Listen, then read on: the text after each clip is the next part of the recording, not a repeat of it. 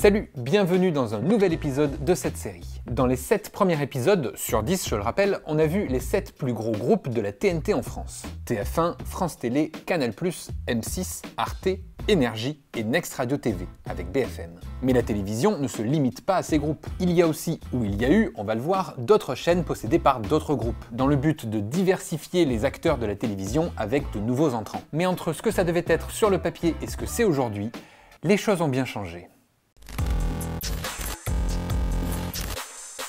Le but de la TNT, en plus de permettre la création de nouvelles chaînes, était surtout de faire rentrer de nouveaux acteurs sur le marché de la télévision gratuite. Parce que dans les années 90, il y en avait un peu marre qu'il y ait seulement 3 entreprises qui se partagent le marché de l'audiovisuel privé en France. TF1, Canal+, et M6. Le but derrière tout ça était d'affaiblir le contrôle qu'ils avaient sur la télévision, un média de masse ô combien important sur l'échiquier politique. Voilà, c'est un élargissement considérable du paysage audiovisuel.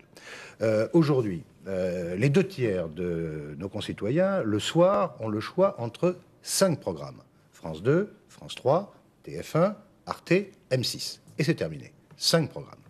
Avec la télévision numérique terrestre, les mêmes téléspectateurs auront le choix entre 15 programmes gratuits, comme cela, non plus 5, mais 15. Il y aura un paysage beaucoup plus varié, beaucoup plus diversifié qu'aujourd'hui, avec, on vient de le voir dans ce sujet, des chaînes info, des chaînes de culture, des chaînes de divertissement, des chaînes régionales, des chaînes locales, des chaînes musicales. Et pour éviter que ces nouvelles chaînes de la TNT soient prises d'assaut par des groupes historiques, la loi française a mis en place un dispositif anti-concentration. Un groupe ne peut pas avoir plus de 5 chaînes de télé. Enfin, ça c'était jusqu'en 2004, parce que depuis c'est 7. Voilà pourquoi en 2005, au lancement de la TNT, il y avait tout un tas de chaînes qui n'étaient pas possédées par un groupe historique. Bon, en plus du fait que les chaînes historiques n'avaient pas forcément envie d'aller sur la TNT. Enfin ça, on en a parlé dans le dernier épisode. Mais bref, sur le canal 8, on retrouve Direct 8, appartenant au groupe Bolloré, sur le canal 10, TMC, appartenant au groupe Pathé, le canal 11, NT1, du groupe AB, sur la 12, Énergie 12, du groupe Énergie, la 15, BFM, du groupe Next Radio TV, la 17, Europe 2 TV, du groupe Lagardère, et enfin la 18, avec Gulli, là aussi, du groupe Lagardère. Et en 2012, avec la nouvelle vague, se rajoutent 2 nouveaux groupes. Le groupe Amaury avec l'équipe 21 et Diversité TV avec numéro 23. Bref, 8 nouveaux groupes de télévision gratuite en plus des groupes historiques. Sauf que quand j'ai énuméré les chaînes, certains n'ont pas dû comprendre. Soit parce qu'ils n'ont jamais entendu parler de ces chaînes, soit parce que ces chaînes semblent appartenir à un autre propriétaire aujourd'hui.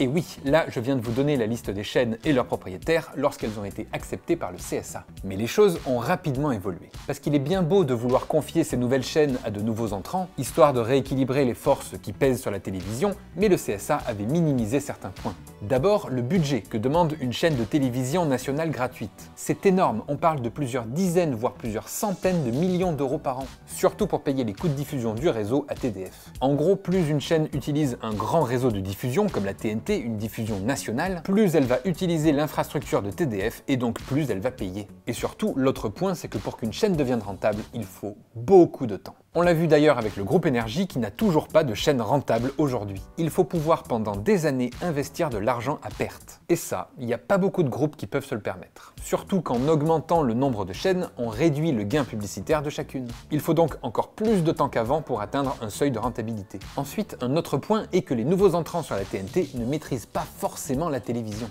Faire un journal papier ou une station de radio, c'est pas la même chose que tenir une chaîne de télé. Et ça, certains s'en sont rendus compte un peu tard. Enfin, le dernier problème, c'est la pression des groupes historiques. Canal+, M6 et surtout TF1. Ils ne veulent pas voir tous ces gens arriver à la télé et leur voler leur place. Tout ça mis ensemble fait que rapidement les plans du CSA quant à l'arrivée de nouveaux entrants, leur rêve de voir un PAF équilibré, diversifié, a explosé au profit des groupes historiques. Et parfois avant même que la chaîne commence à être diffusée en télévision. Par exemple TMC, Télé Monte Carlo, une chaîne légendaire détenue à 20% par la Principauté de Monaco et à 80% par le groupe Pathé. Vous savez, ceux qui produisent les films. La chaîne TMC est alors diffusée sur le câble et le satellite. Mais en 2002, ils postulent auprès du CSA pour être dans les premiers à passer en chaîne gratuite sur la TNT. Et le CSA valide le dossier en 2003 et leur offre le canal 10. Seulement voilà, fin 2004, à quelques mois seulement du passage de TMC sur la TNT, le groupe Pathé prend peur et se dit que les coûts sont trop hauts, qu'il faudra beaucoup trop de temps pour rentabiliser ce projet, des raisons difficiles à croire puisqu'en montant ce dossier pour le CNC, ils étaient déjà bien au courant de tout ça. Mais bref, Pathé décide de quitter le navire de TMC en revendant ses 80% de la chaîne pour 40 millions d'euros. Et devinez à qui ils vont les vendre? À un groupe qui militait pourtant contre l'arrivée de cette même TNT et qui avait d'ailleurs refusé un canal gratuit. Je parle évidemment de TF1. Avec le groupe AB, ils vont racheter TMC. Voilà comment le 31 mars 2005, au lancement de la TNT, TF1 a réussi à avoir un canal sans passer par la case CSA. Et d'ailleurs, ce n'est pas la seule chaîne que le groupe TF1 va racheter. En 2006, un an seulement après le rachat de TMC, ils vont prendre un tiers du capital du groupe AB, ceux avec qui ils avaient racheté TMC. Et AB Group possède également NT1, chaîne qui leur avait été accordée par le CSA en 2003. Ils finiront de racheter 100% de TMC et NT1 à la Principauté de Monaco et au groupe AB en 2010. Bye bye aux deux nouveaux entrants qui étaient Pathé et AB Group, et TF1 récupère les chaînes.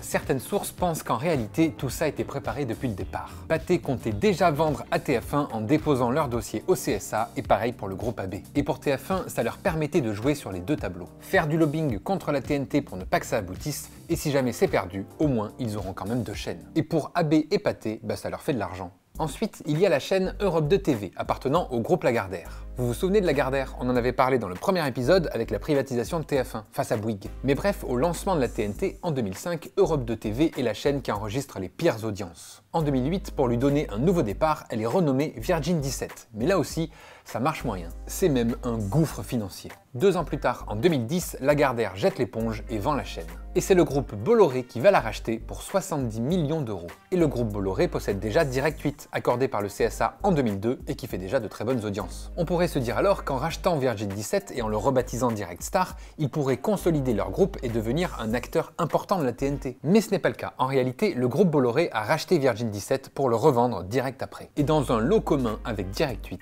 En 2011, soit un an seulement après le rachat, les deux chaînes de Bolloré sont à vendre. Et l'acheteur est tout trouvé, ce sera Canal+. Mais le but de Bolloré, c'est pas juste de vendre ses chaînes, non, l'idée va bien plus loin que ça. Il va céder Direct 8 et Direct Star à Vivendi, le groupe propriétaire de Canal+. Mais en échange, Bolloré prend 1,7% du capital du groupe Vivendi. Et comme il possède déjà 2,7%, il arrive à 4,4% du capital. Direct 8 deviendra C8, et Direct Star deviendra C-Star. Et durant les années qui ont suivi, Bolloré continuera de racheter des parts au capital de Vivendi pour en arriver à le contrôler. Et voilà comment Bolloré est devenu propriétaire du groupe Canal, groupe qui désormais possède 4 chaînes gratuites sur la TNT, si on compte Canal+ avec ses passages en clair. Il reste de moins en moins de nouveaux acteurs de la TNT au final, et ça va continuer de diminuer. En 2012 se lance Numéro 23, chaîne qui sera rachetée en 2016 par le groupe Next Radio TV. Et oui, avec la réussite de BFM TV, le groupe voit grand. Et en plus, ils ont réussi à récupérer auprès du CSA un deuxième canal de TNT gratuite avec RMC Découverte en 2012. Autant continuer, surtout que eux ne cherchent pas à vendre, ils comptent s'étendre et devenir des concurrents sérieux au groupe historique. Ils rachètent donc Numéro 23 et ils lancent à la place RMC Story. Bye bye Numéro 23 et Pascal Ouzelot. Un nouvel entrant de moins, le dernier dans la liste, c'est Lagardère. Parce que même s'ils ont vendu Virgin 17 à Bolloré, il leur reste une chaîne, Gulli. Elle faisait partie de la première vague de la TNT diffusée depuis 2005. Gulli est possédé par le groupe Lagardère à 66% et à 34% par France Télévisions. France Télévisions vendra ses parts à Lagardère en 2014 pour 25 millions d'euros. Voilà donc Lagardère propriétaire à 100% de Gulli. Et même si à ce moment-là c'était leur seule chaîne gratuite, ce n'était pas leur seule chaîne tout court. Ils ont aussi Canal J, TJ, MCM et RFM TV. Et même si ces chaînes sont diffusées sur le câble et le satellite, ils pourraient quand même devenir un concurrent sérieux au groupe historique. Ça aurait pu, sauf qu'en 2019, le groupe Lagardère décide de se concentrer sur des secteurs plus rentables pour eux, comme le magazine ou la radio. Ils décident donc de revendre le pôle télé du groupe. Et qui va racheter? Eh bien, le seul acteur historique dont on n'a pas encore parlé dans cette vidéo, le groupe M6. Depuis 2019, c'est eux les propriétaires de Gulli. Et encore un nouvel entrant qui dégage des chaînes gratuites de la TNT au profit d'un groupe historique. Les seuls nouveaux entrants ayant résisté aux groupes historiques sont Next Radio TV, en ayant consolidé leur offre avec 3 chaînes, le groupe Énergie avec Énergie 12 et Chérie 25, et la chaîne L'Équipe TV. Et oui, on a tendance à l'oublier. Pourtant, c'est la seule chaîne privée de la TNT qui n'a ni frère ni sœur. Possédée par le groupe Amaury, propriétaire du journal L'Équipe également, la chaîne L'Équipe survit loin des rachats des groupes historiques dévorant les nouveaux entrants. Mais pour combien de temps? Personne ne sait. En tout cas, au départ, les groupes de chaînes privées de la TNT étaient 11. Aujourd'hui, il n'en reste plus que 6, dont 3 sont des acteurs historiques. TF1 possède aujourd'hui 5 chaînes gratuites sur la TNT, le groupe Canal 4 si on compte Canal+, et M6 en a 5 en comptant Paris Première. En sélectionnant les chaînes gratuites de la TNT, le CSA voulait éviter les concentrations de chaînes et les pleins pouvoirs de TF1, M6 et Canal+. Eh bien c'est raté. Qu'on le veuille ou non, la proportion qu'a pris la télévision aujourd'hui, autant en termes de couverture, d'influence que de besoins financiers, pousse inexorablement à la concentration de ses acteurs. Il est de plus en plus dur pour un nouvel acteur de débarquer dans ce milieu. Même certains qui y sont habitués se sont plantés. Il n'y a qu'à voir la chaîne Téléfoot. J'en parlerai peut-être mais dans un autre format. La télévision est une histoire de gros sous, et pour y jouer des coudes, il faut en avoir. Certains petits groupes meurent sous la pression des autres, d'autres jettent l'éponge, se font bouffer. Bref, la télévision gratuite en France, c'est la cour des grands. Voilà, c'est la fin de cet épisode, j'espère qu'il vous aura plu. Si c'est le cas, je vous invite à liker cette vidéo, à la partager, à vous abonner à cette chaîne, c'est important, et puis comme ça vous aurez la suite de cette série. Et en attendant, moi je vous donne rendez-vous dimanche prochain à 10 h pour une nouvelle vidéo. Salut!